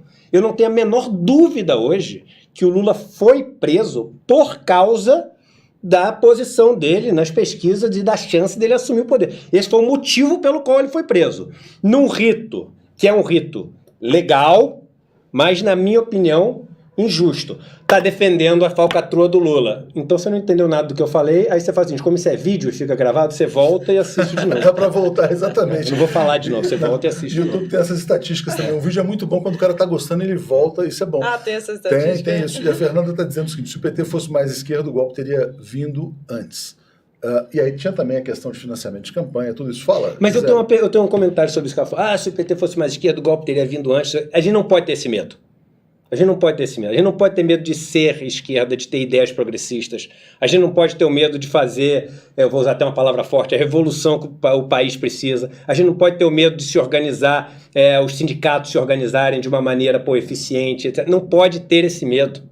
Não pode ter esse medo achando, mas se fizer isso, seguinte, é o que tem para fazer. Mas aí os caras vão dar o golpe. Então vamos fazer fingindo que a gente não está fazendo. Vamos não sei o quê, mas deixando aqui esse pessoal continuar ganhando só enquanto não dá, gente. Tem que ter coragem. Coragem é uma palavra que vem de coráticos. Coráticos, cor, coração, áticos, ação. É a ação que vem do coração, é fazer o que você acredita de verdade. Então faz o que você... É isso que você acredita? Então faz. Se você pensa assim, você não acredita nisso de verdade. Caramba, você é mais revolucionário do que eu pensava. O pessoal tá espantado aqui nos comentários. Você fez uma análise do governo Lula. Eu queria que você fizesse uma análise do que pode sair desse conjunto de ministros aí que estão agora. O tatu com cobra, né? Só para não perder, a Fernanda respondeu. Eu também acho, mas só aprendemos isso agora. Ela não estava discordando de você, então beleza. Não, e olha só, eu falo isso sem querer aqui, falando assim, estamos juntos aqui na história, estamos acreditando na mesma coisa. Então, um beijo, Fernanda, para você. Repete aí, Gisele, que eu acabei perdendo. Então. Sua análise sobre o que pode vir agora com esse conjunto aí de Paulo Guedes, junto com o presidente da Caixa, junto com o Jair Bolsonaro, com Damares. O que vai dar isso aí? Aí se eu acertar 100% isso aí, eu tenho que ser eleito para mandinar, né? Porque é difícil, esses caras conseguiram, difícil de prever, mas o que eu acho? Para começar, só falando de alguns nomes que você falou, a gente botou para tomar conta da casa um monte de banqueiro, dono de banco. O cara viveu a vida inteira, o Brasil, olha a quantidade de pessoas que são escravos econômicos, endividados, vivem só para pagar juros. Olha a riqueza que os banqueiros têm, tudo da ordem de... Vocês devem ter ficado assustados quando viram que o Amoedo tinha 400 milhões. Eu nunca tinha ouvido falar do Amoedo no mercado financeiro. Então é o seguinte, a pessoa que você nunca ouviu falar tem 400 milhões, ou tem 500 milhões, ou tem 1 bilhão, não sei o quê. Essas pessoas, e aí eu volto para a riqueza, é a areia deles que está faltando para vocês, não se engane, é exatamente ali que está a solução do teu problema. Tá ali, tá com ele a solução do problema. E no Brasil ainda mais legal, quanto mais velho você fica, mais rico você fica. Ou seja, menos você tem como usar a riqueza e mais rico você tá e fica tudo pro teu filho. Não volta nada pro sistema, que a gente não tem imposto de soberança aqui no Brasil. 4% é ridículo. Mas o ponto é o seguinte, quando você pega essa situação que você tem desses amoedos, desses caras no Brasil, etc., de riqueza, a solução, ela tem que ser meio que drástica mesmo. E esse governo colocou os banqueiros, que são os caras que fizeram isso a vida inteira, querendo dizer para as pessoas o seguinte, é ele que vai tapar o seu buraco de areia. Mas como? Vai aparecer uma fada madrinha e vai falar o seguinte, hoje você é um outro homem. Não dá para acreditar no banqueiro bonzinho. Cara, não. O cara não vai ser um outro homem de um dia pra noite, cara. O Paulo Guedes não vai virar um cara legal. Mas não tem a menor chance, não tem a menor...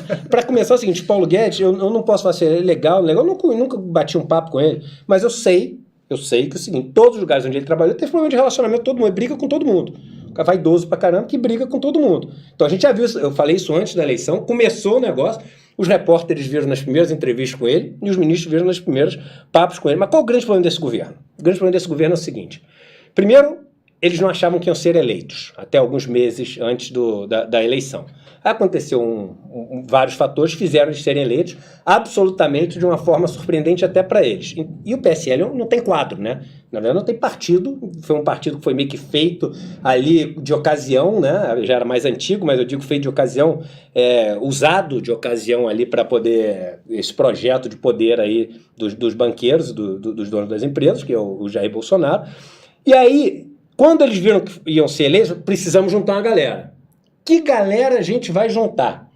Aí, a impressão que dá vendo hoje é o seguinte, vem cá, você também é daquele que, seguinte, quer que teu filho seja macho, não vire gay? Você não gosta de música de baile funk na favela, que manda descer até o chão, não acha que é um absurdo que a gente está acabando com os nossos valores todos? Você também é a favor dos valores da família, que tem que ir na igreja no fim de semana, não sei o quê? Você é contra a corrupção? Então estamos juntos, cara. A gente é do mesmo partido. Então o que une as pessoas que estão ali é uma coisa tão rasa quanto isso. Só que a vida como ela é, isso aí é o seguinte, é 1 centímetro de 1 quilômetro de profundidade da vida.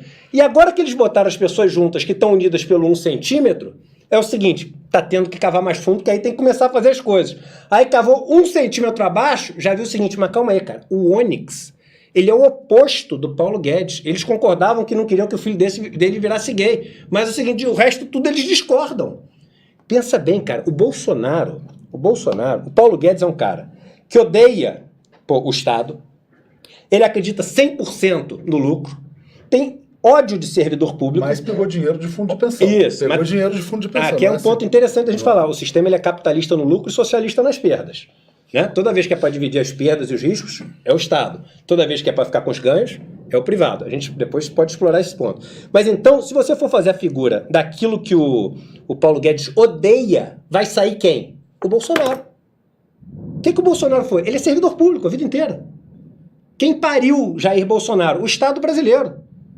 Ele foi a vida inteira servidor público. Então ele é a representação perfeita do que Paulo Guedes odeia, tem ojeriza. E esse cara que tem ojeriza desse é empregado desse, que dá ordem para esse que tem um monte de bilhão a mais do que esse. Não tem como dar certo. Não tem, é uma equação que não tem como dar certo. Zero de chance. Pois é, aí eu vou trazer aqui o superchat da Suzy Cidreira dizendo como é que você vê o avanço do obscurantismo. Essas coisas do tipo Jesus no pé da goiaba, menino de rosa, aliás, menino de azul, menina de rosa. Você gravou um vídeo sobre isso também. Tudo isso que está acontecendo. Isso aí é para encobrir uma agenda econômica ou eles acham que isso aí é uma agenda que tem que avançar no país? Não, cara, tem a ver com a teologia da prosperidade? Não também. vamos subestimar o baixo nível das pessoas que estão no governo. Elas são isso mesmo, elas são absolutamente esdrúxulas, como a gente está vendo.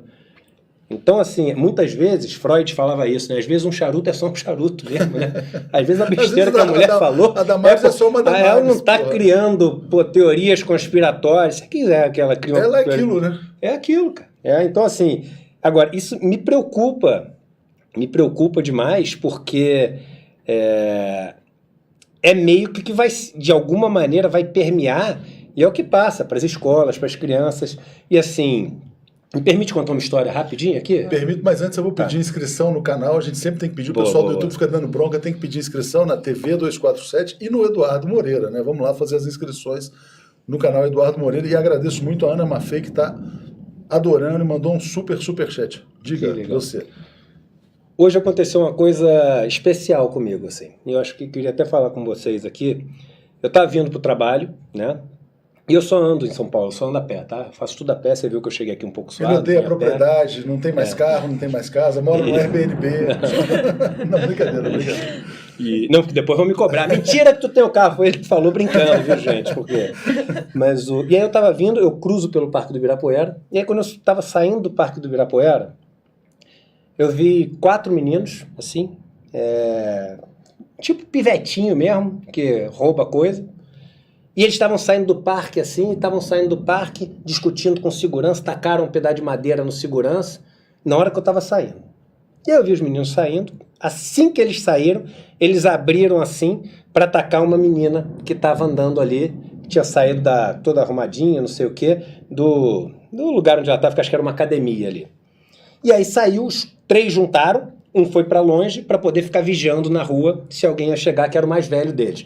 Esse menino devia ter uns 17 anos, tinha um que devia ter uns 15 e os outros 2 uns 12 anos. E aí chegaram na menina, começaram a abordar ela, eu vi aquilo, e aí eu saí do parque, eu falei, cara, não posso deixar isso acontecer. Aí me deu um negócio, eu saí correndo, e o Eduardo Antigo chegaria pegando os moleques. Molecada, sai daqui, eu sou polícia, eu não sei o que, falando alguma coisa assim, fazendo... Vambora todo mundo daqui. Só que eu cheguei, aí quando eu cheguei, eu fui ali pra perto, e vi a menina ultra assustada. Aí eu cheguei assim, falei assim, molecada, vem cá, vocês 3, vem cá. Aí chamei os 3, aí vieram os 3 assim, falei, pode vir aqui que eu quero falar com vocês. Numa boa, pode vir. Aí o outro que estava longe, verificando, que é o cara que normalmente tá armado, cheguei e falei, você também, vem aqui. Aí eu falei, eu tenho que conseguir fazer isso não acontecer. E aí eu cheguei pros 4 e falei assim, olha, deixa eu te falar uma coisa. Eu tava ali no parque, e a moça que era a segurança lá do parque chegou e tocou a fita pro outro guarda que tá vindo aqui pegar vocês. Então é o seguinte, ó, vaza pro cara não pegar vocês. Tô tocando essa fita aqui para vocês conseguirem se safar. E aí é o seguinte, em agradecimento, eu só vou pedir um negócio para vocês. Não ganha ninguém hoje de manhã, não. Pô, eu tô dando a fita para vocês, ajudando vocês e não sei o quê. Aí os moleques, não, a gente não tá roubando não. Eu falei, eu sei que você não tá roubando, mas a moça lá que tá achando que vocês estão roubando, não sei o quê. Aí eu cheguei e falei assim, pô, vou trocar uma ideia com o moleque.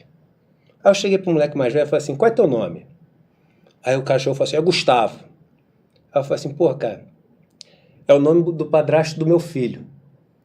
Aí quando eu falei isso, cara, o cara... Ou seja, você estabeleceu uma conexão lá. O cara, ele abriu um sorrisinho. O moleque que tava cheirado, pô, como eu fico com ele. O moleque tava cheirado, o moleque tava pronto pra matar uma pessoa se fosse preciso.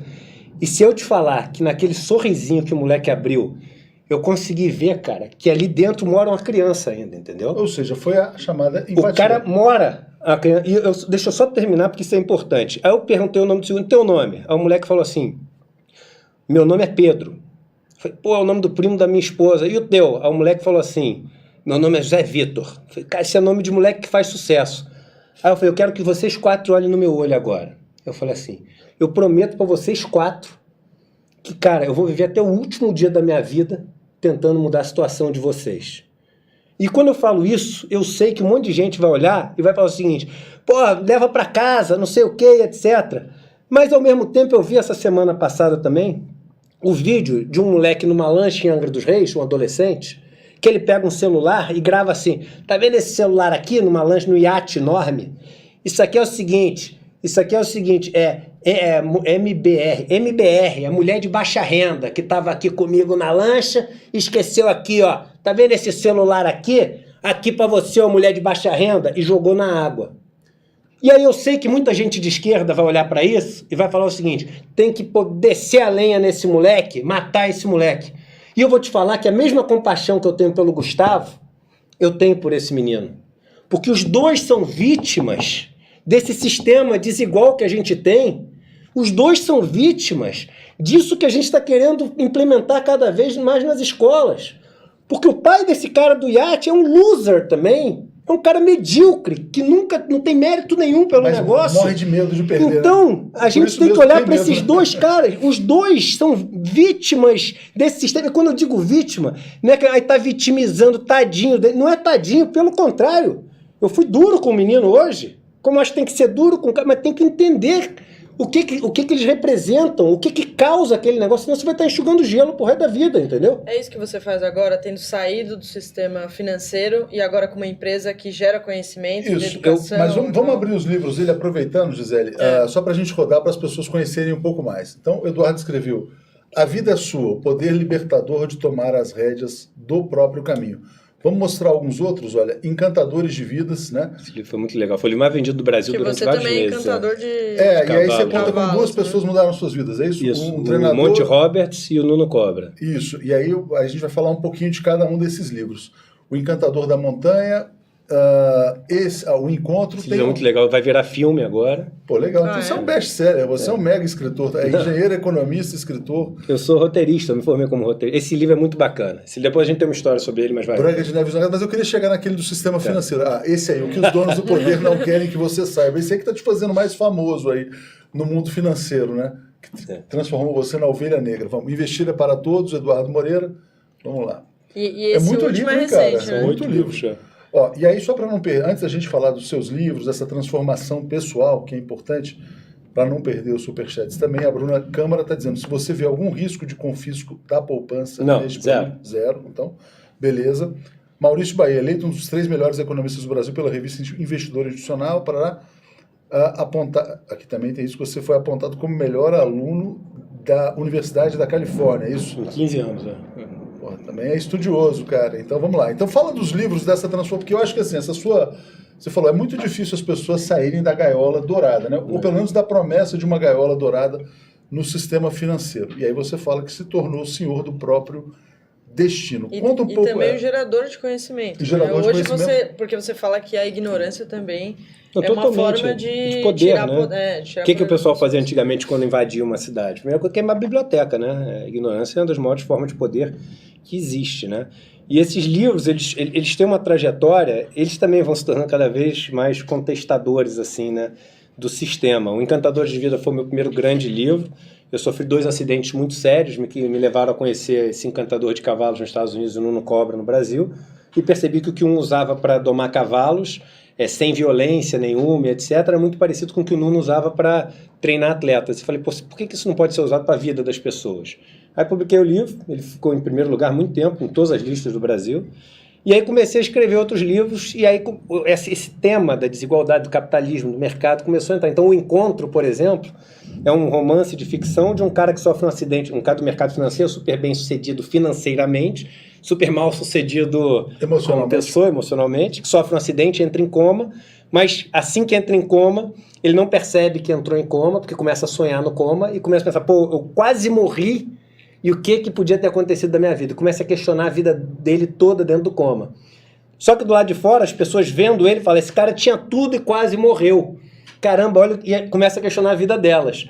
E as pessoas em torno dele, com ele no coma, começam a conversar, a falar com ele ali que está em coma, né? Aquilo entra e vai modificando o sonho dele. Então, sonho e realidade começam a se misturar nesse questionamento sobre vida, sobre o que é verdadeiramente uma caminhada de sucesso aí. Eu escrevi Branca de Neve Zangado, isso é uma peça de teatro, eu sou roteirista, né? Me formei pela New York Film Academy em 2015, e escrevi uma peça de teatro falando sobre essa questão do preconceito, né? Olha, os nossos contos de... Como é que são os nossos contos de fadas, cara? No final, o que é o final feliz? A menina casa com o filho, o príncipe, né? O que é o príncipe? O príncipe é o filho do Benjamin Steinbrück, é o filho do Gerdau, é o filho do Setúbal, é o herdeiro, né? Então, filho, eu nem sei. Eu bom partido, né? Eu tô falando pessoas que são famosas como grandes industriais, não é nada pessoal com nenhum de vocês, não se sintam ofendidos, né? Ó, vocês individualmente não são meus adversários, a classe é a minha adversária, com certeza. Mas então é o seguinte, a gente ensina desde pequeno para as nossas crianças que é o seguinte, ó, o sucesso na vida é quando você casar com um herdeiro. Então, eu lembro quando eu era no colégio, as meninas falavam, pô, sabe a menina ficou com o filho do não sei o quê. Ele é filho do não sei o quê, ele é dono do não sei o quê. Isso vem ali dos contos de fadas. E eu achava um absurdo, na Branca de Neve Zangado, na Branca de Neve e os 7 Anões, pô, os anões dão uma ajuda pra ela, salvam ela da rainha, dão casa, dão não sei o quê, ficam amigos, contam piada, não sei o quê. Aí, quando ela fica lá enfeitiçada, ela sai do negócio que ela tá quase morrendo ali, que o príncipe nem ajuda, mas o príncipe tá passando ali, aí ela olha pro príncipe, aí o príncipe pega ela e casa. Ela não sabe do príncipe. Ela não sabe se o cara, é gente boa, se o cara é mau, ela não sabe nada. Aí eu fiz uma peça, eu vou vingar esse negócio, eu vou botar ela pra casar com um anão. É a vitória do amor sobre a aparência. E aí botei ela para casar com o Zangado, que era o anão mais zangado ali, né? E foi assim um pouco uma vingança que eu fiz. Não sei se vocês se lembram daquele filme Saltimbancos Trapalhões, que o Didi é o melhor amigo da Lucinha Lins e no final ela fica com o filho do Barão? Pois é. Eu chorei naquele filme quando eu era pequeno. Didi, não é possível que ela não ficou com o Didi, eu vou me vingar ainda na minha vida e botar ela para casar com o Didi. Eu botei nessa peça, e foi uma peça que foi abraçada pelas minorias, assim, Muito que bom. começavam a chorar na peça, etc. E aí escrevi o Vida é Sua, que é uma coleção de artigos, né, que eu falo sobre muitas coisas, tanto espirituais quanto de dinheiro, economia. São 52 artigos ali, por acaso dá um para cada semana do ano. E o Donos do Poder, que foi esse livro que ali eu falei, pronto, Aí você vou parar de esconder. As vísceras do sistema Vou parar de financeiro. esconder quem eu sou de verdade, vocês todos vão só conhecer o Eduardo Tudo de que eu verdade. sei. E aí ninguém mais faz uma aplicação financeira como fazia no passado. Não, cara, e o legal é o seguinte, que esse é um trabalho meio de Robin Hood, assim, porque o dinheiro que eu ganho dando os meus cursos, aliás, é o seguinte, como é que é o meu modelo de negócio hoje em dia? Como é que eu me sustento? Vendendo meus cursos. Você sabe como eu me sustento. Então é o seguinte, eu não tenho nenhuma propaganda, no meu site não tem banner, eu não deixo nos meus vídeos do YouTube monetizado, não estou sendo contra isso, eu quero que você conheça só como eu faço. Então é o seguinte, eu só falo o que eu acho, e eu vou ter tanto mais gente comprando meus cursos, quanto mais eu acertar. Então eu só dependo de seguinte, estudar e passar conhecimento. E como é uma missão de vida, libertar as pessoas pelo conhecimento, emancipate yourself from mental slavery, none but ourselves can free our minds. Bob Marley falava, emancipe-se da escravidão mental. Como é isso? Eu tenho que conseguir fazer chegar a muita gente. Então é o seguinte, eu tenho a parte que é toda gratuita do que eu faço. Eu tive 100 mil pessoas nesse ano passado que eu comecei, que fizeram meus cursos gratuitos. Esses caras não compram mais COI, que é o Certificado de Operação Estruturada. Certificado de Operação Estruturada é um negócio que nos Estados Unidos, Structure Note, é só dar um Google, você vai ver. Foi banido do mercado. Os bancos pagaram multas multimilionárias. Por quê? Porque o negócio é assim, uma desonestidade intelectual com o cliente. Você faz uma caixa preta, cobra dele uma fortuna, ele fica sem ter menor liquidez naquilo e no final tem uma rentabilidade horrorosa. Nos Estados Unidos, os bancos pagaram multas monstruosas, não vendem mais. Isso foi banido do mercado dos Estados Unidos. Quando vendem, vendem ali quase que escondido o negócio. No Brasil, é o produto da moda. Então, Não tem fiscalização? mas pode, é legal. Então não adianta fiscalizar uma coisa que é legal, né? Então é o seguinte, mas eu mostro para as pessoas, você está fazendo o pior investimento da sua vida. Aliás, investimento é o seguinte, vocês dois aqui, pro resto da vida, gravem isso aqui. Investimento é o seguinte, você tem a poupança privada, que é o dinheiro que as pessoas juntaram. Aí ela pega e põe o dinheiro na sopa de letrinha CDB, LCI, LCA, LF, CRI, CRA, aquele negócio do CDB. Aí pega, põe nesse negócio, que vai para outro, que vai para outro, que vai para outro. E o dinheiro tem um ponto final. Ele para num lugar que é o que faz ele aumentar para depois você ganhar um dinheiro a mais. Aí lembra da riqueza que eu falei, você nunca mais vai esquecer o negócio da riqueza. Esse final é o que tem a geração de riqueza. E só duas coisas fazem aumentar essa riqueza. Dívida e ação, só isso. Então 72% do dinheiro que é aplicado no Brasil da poupança privada termina nos títulos públicos, dado do OCDE. 8% termina nas ações, os outros 20% em várias outras coisas, 2% em títulos privados, não sei o quê. Mas 80%, 72% em título público e 8% em ações. Aí, esse dinheiro, essa riqueza que é gerada aqui, é o que tem para pagar o pessoal que está no meio, os bancos, e as pessoas. Esse pedaço é fixo da equação. Então eu vou dizer uma frase que eu nunca falei em nenhuma entrevista, mas essa frase vai ficar marcada. Eu estou te falando. O que é bom para você como investimento é ruim para o banco. E o que é ruim para você é bom para o banco. Ninguém nunca te falou isso. E eu estou te explicando por que é. Porque a riqueza gerada é a parte fixa da equação. Então, o banco, para ganhar dinheiro, ele tem que te vender o que é ruim. Ele tem que te vender o que é ruim. Então dá para mudar o sistema por dentro? Não dá. Eu tentei durante 20 anos e não dá. Só dá para mudar como? Ensinando as pessoas. E é isso que eu tento fazer hoje em dia. Eduardo, a gente está em discussão aí de reforma da Previdência, né? E a reforma da Previdência tenta levar as pessoas para um sistema de capitalização, que já foi testado no Chile, tem lá muitas controvérsias.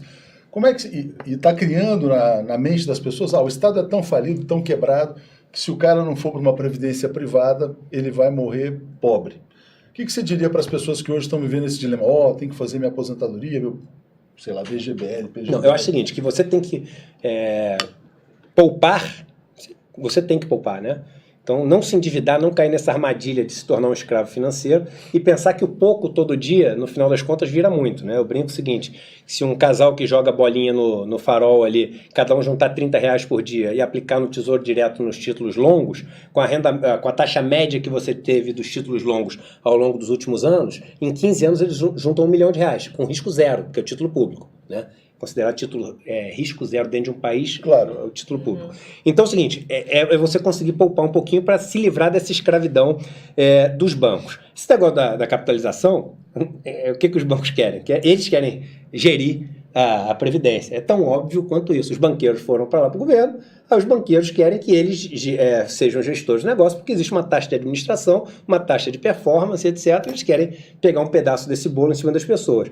Agora é o seguinte, a gente não entende, gente, o que eu, assim, para falar com detalhes sobre Previdência, eu quero estudar mais sobre o tema, mas eu entendo o suficiente para poder ter uma discussão sem ser muito profunda, mas que não seja rasa também. As pessoas têm que entender o seguinte: ao invés de falar da nossa bolha, que eu me coloco nessa bolha, do asfalto, da Faria Lima, do Rio de Janeiro, de Ipanema, não sei o que, etc., você pensa o seguinte: um cara hoje de 55 anos, que trabalha na roça, que não conseguiu nunca fazer a faculdade, não sei o que, etc., esse cara foi demitido. Esse cara vai fazer o que da vida? Me diz. Ele vai mandar, para começar, que currículo? Que ele não sabe nem escrever, ele não sabe nem o que quer dizer um currículo. Vai mandar para onde? Eu vou mais além. Você que está assistindo muitas vezes, que tem 60 anos, tá? Você hoje em dia, se perder o seu emprego, se você estiver empregado, você sabe qual a facilidade de você arranjar outro emprego? Então, o que as pessoas não entendem, e aí eu vou voltar para o conceito, é que existem mecanismos dentro de uma sociedade para fazer com que o elo mais fraco da sociedade seja o mais forte possível. Porque todo grupo é tão forte quanto o seu elo mais fraco. Isso, numa sociedade tribal, era muito fácil de você perceber. Que se você tinha 10 pessoas, estava muito claro ali que se 5 morressem de fome, a sociedade era muito mais frágil, porque tinham 5 pessoas a menos para caçar, para ter caça para todo mundo. Tinham 5 pessoas a menos para defender esse grupo de quando vinha um invasor, etc.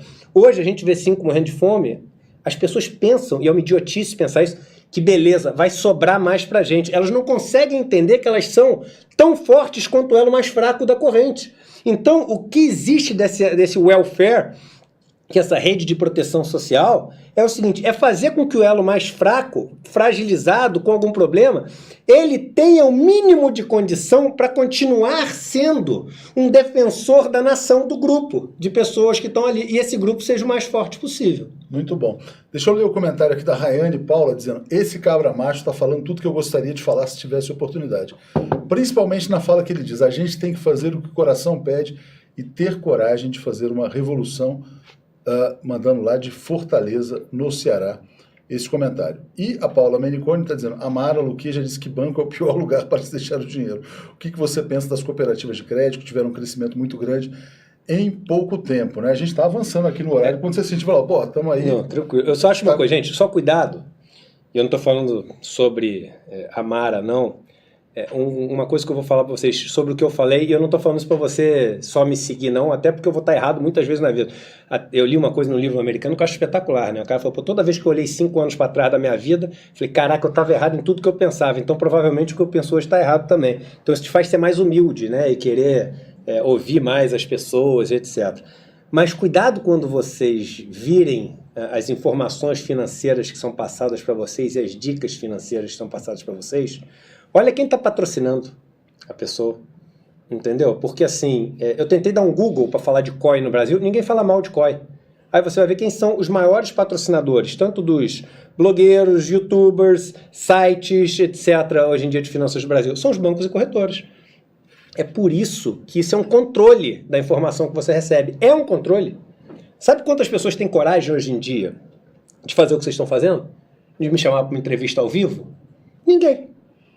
Ninguém me chama para entrevista ao vivo. Quando você falou dos patrocinadores, me lembrou uma questão importantíssima. É por isso que é tão importante construir um meio de comunicação financiado pelos próprios leitores. Por isso que a gente tem assinado. São os meus cursos. É exatamente isso. Você foi para algumas entrevistas, né? Não voltou mais. Não volto. Os caras morrem de medo. Fala, o que é esse... Deixa eu só aproveitar a audiência para fazer a nossa propaganda. Então, quem quiser apoiar a TV 247, brasil247.com/apoio, né, que são as assinaturas solidárias.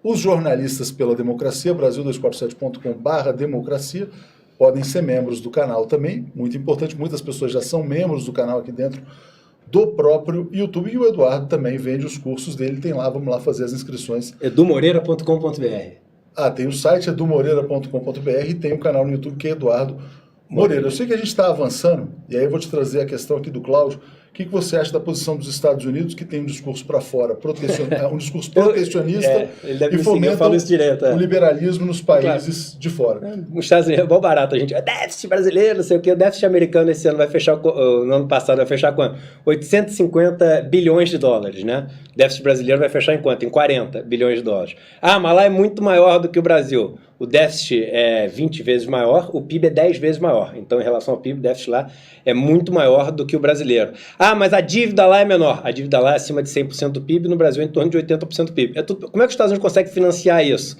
Só tem um jeito, mandando os outros países gerar superávit para poder bancar o déficit dele. Então, assim, tem coisas que são tão fáceis das pessoas entenderem, entendeu? É um montinho de areia. Um montinho de areia para criar um monte, não tem que fazer buraco no outro. Então, o meu sonho de vida era ter não só a progressividade de imposto dentro de um país. No meu mundo ideal, a gente teria uma progressividade de imposto mundial. Ou seja, os Estados Unidos teriam que pagar um imposto para poder fazer com que na Zâmbia, no Sudão, na Etiópia, nesses países, você jogasse areia dos Estados Unidos para esses países. Isso seria o meu mundo ideal. E no meu mundo ideal, gente, tem monte e tem buraco, tá? Não é um mundo plano, não. Meu mundo ideal, você chega na Holanda, eu perguntei para um amigo, quantas pessoas tem aqui de 500 milhões de euros? O cara falou, ninguém. Ninguém. Pô, no Brasil quantas pessoas têm de 5 euros? Ninguém também. Agora, quantas pessoas têm de 50 milhões de euros? Tem bastante. Quantas pessoas têm de 5 mil euros? Todo mundo, porque tem renda mínima lá de 1.200 euros, se não me engano. Então, assim, o meu mundo tem essa possibilidade. Você quer ter um carrão porque trabalhou, quer dedicar sua vida só ao trabalho? Beleza, você pode ter teu carrão, pode ter teu iate, pode ter não sei o quê. Entendeu? Agora, o que não dá é você quebrar a matemática, porque eu vou pular para cima e quero continuar indo para cima. Pulou para cima e vem para baixo, é a lei da gravidade. Então a matemática diz o seguinte, fez um monte muito grande, tem buraco do lado. E aí eu só estou falando o seguinte, vamos calcular qual é o tamanho do monte para que o buraco não seja... Tem 4 coisas que acabam com desigualdade, né? Guerra, revolução, pragas ou colapso de uma sociedade. Então, são as coisas que acontecem. Você pode dizer se é causa ou consequência. Eu acho que é até mais consequência. No momento que a gente chega na história, numa desigualdade tão grande, acontece uma dessas 4 coisas e faz com que... Porque ela ataca a propriedade privada, ela ataca as terras, os donos das empresas, não sei o quê, e acaba forçando que seja feito isso. Estados Unidos e Inglaterra, na década de 20 e ali depois da década de 40, você sabe quanto que era a alíquota máxima de imposto de renda lá? Na década de 20, 70%, mais de 70%. Na década de 40, depois da Segunda Guerra Mundial, nos Estados Unidos acho que era 92%, 93%, na Inglaterra 98% a alíquota maior. O que isso quer dizer? Quer dizer o seguinte, ó, estamos destruídos economicamente por causa da guerra. Não tem areia no parque.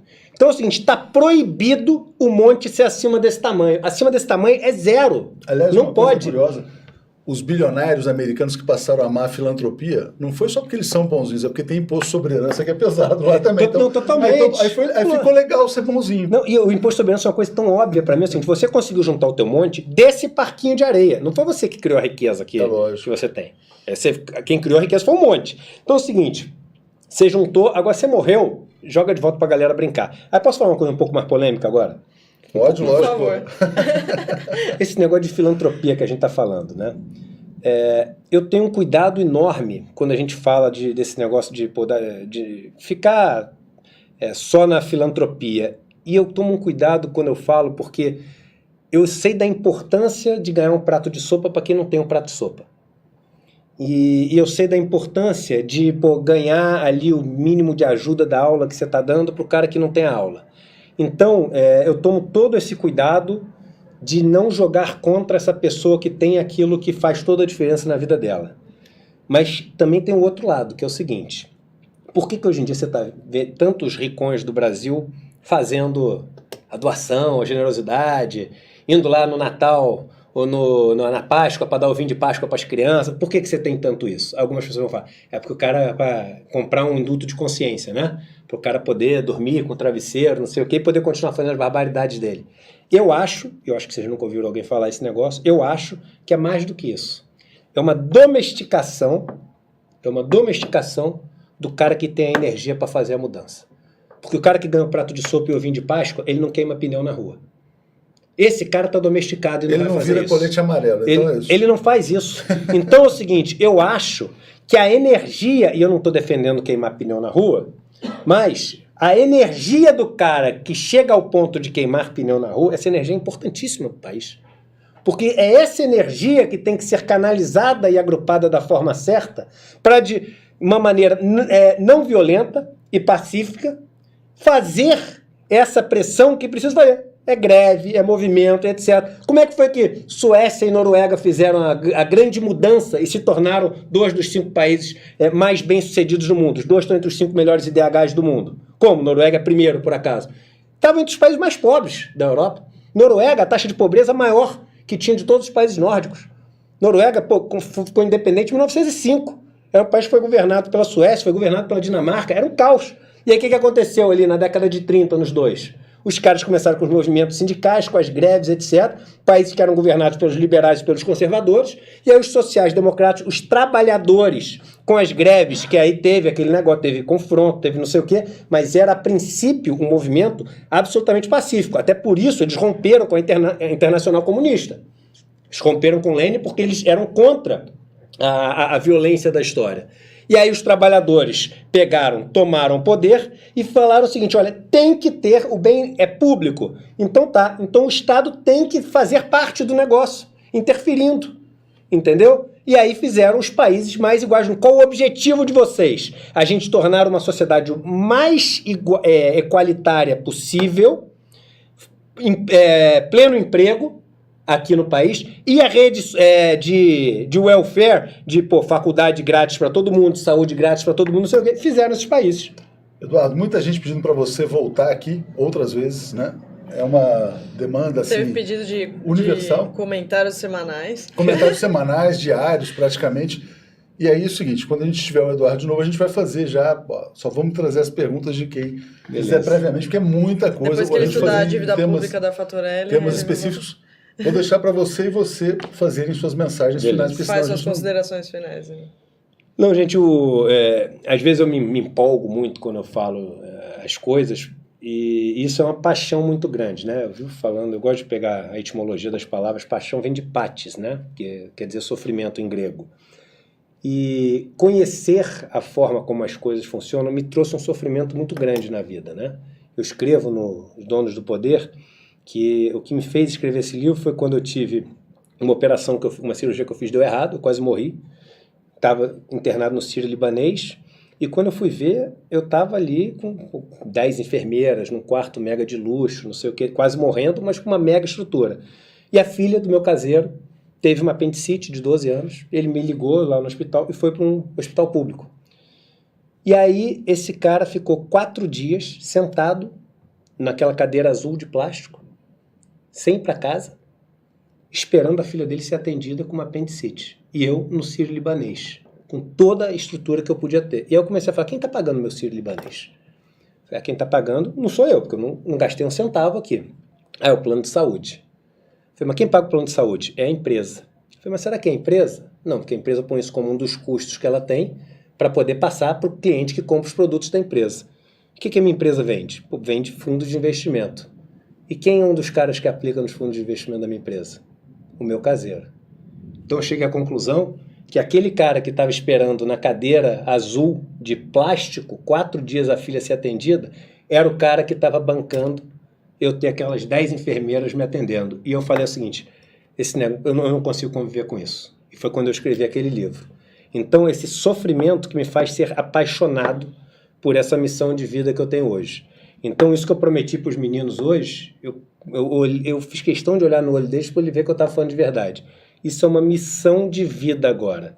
Levar o conhecimento para as pessoas, para que elas possam tomar as decisões que elas quiserem na vida delas. Mas eu acho que quando elas olharem na janela e conseguirem perceber que a pessoa que está fazendo aquela roupa está sendo chicoteada e acorrentada, ela não vai mais comprar aquela roupa. Perfeito, inspirador, eu diria, essa entrevista. Muito, muito boa mesmo.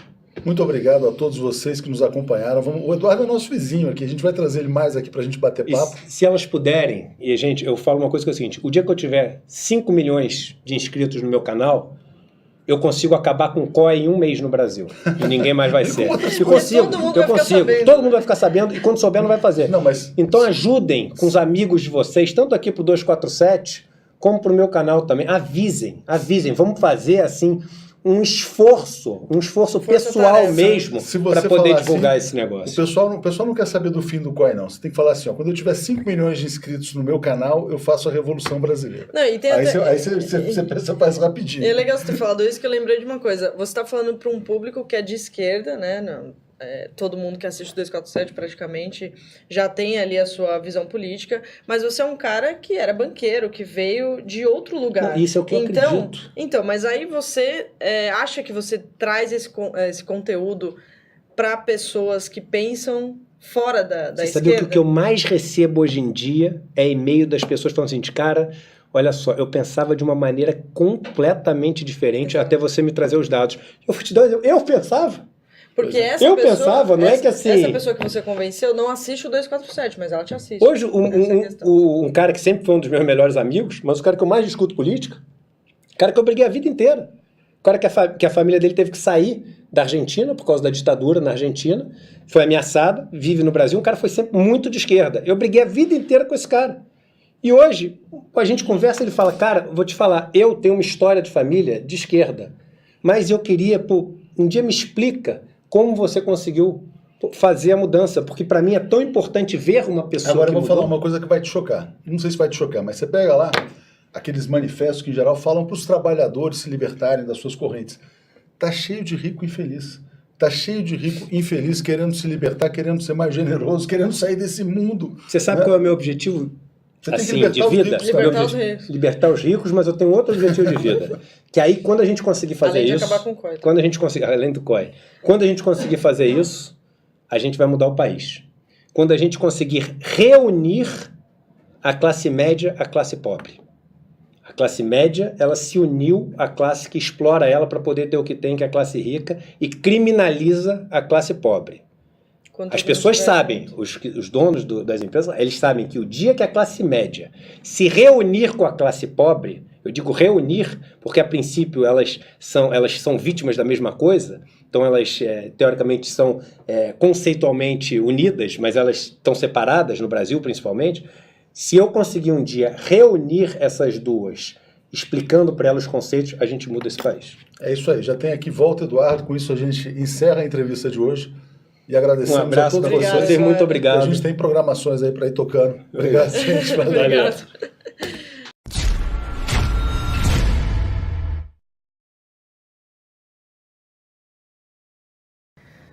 Oi, pessoal, eu sou Márcia Tiburi. Eu quero convidar vocês para fazerem uma doação para a assinatura solidária do 247.